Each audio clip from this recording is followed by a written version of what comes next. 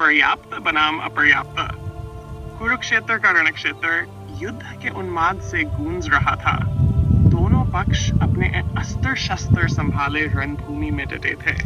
कौरवों की विशाल सेना में असंख्य योद्धा थे, जिनमें स्वयं भीष्म पितामह जैसे महारथी युद्ध की अगुवाई कर रहे थे। दूसरी ओर पांडवों की सेना अपेक्षाकृत छोटी थी, परंतु उनमें आत्मबल, नीति और संयम था। युद्ध के पहले दिन जब दुर्योधन ने अपनी सेना को देखते हुए भीष्म से कहा, अपर्याप्तं तदस्माकं बलम भीष्माभिरक्षितम्, तब उसके शब्दों में चिंता झलक रही थी। उसने महसूस किया कि विशाल सेना के बावजूद वे पांडवों की सेना के मुकाबले कमजोर हो सकते हैं।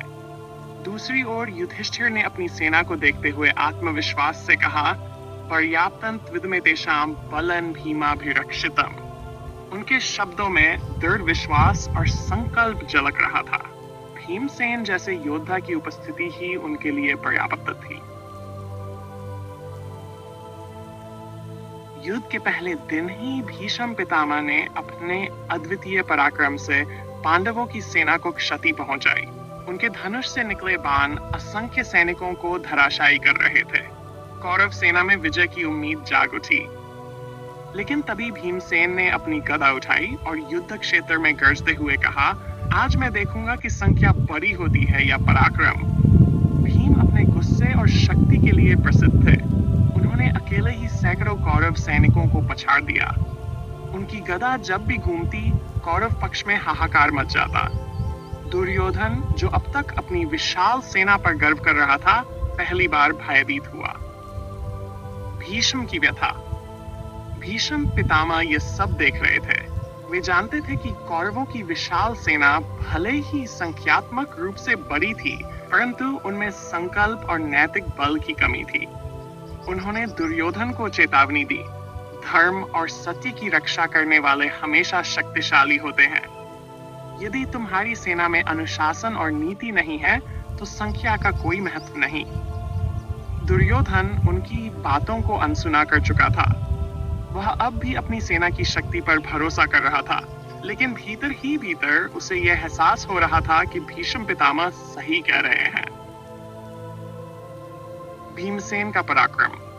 युद्ध के तीसरे दिन भीमसेन ने अपनी गदा से कौरवों की सेना में भय पैदा कर दिया। उन्होंने अकेले ही दुर्योधन के भाइयों को मार गिराया और कौरवों की सेना में आतंक फैला दिया। दूसरी ओर अर्जुन ने श्री कृष्ण के मार्गदर्शन में अपने धनुष से युद्ध का रुख मोड़ दिया।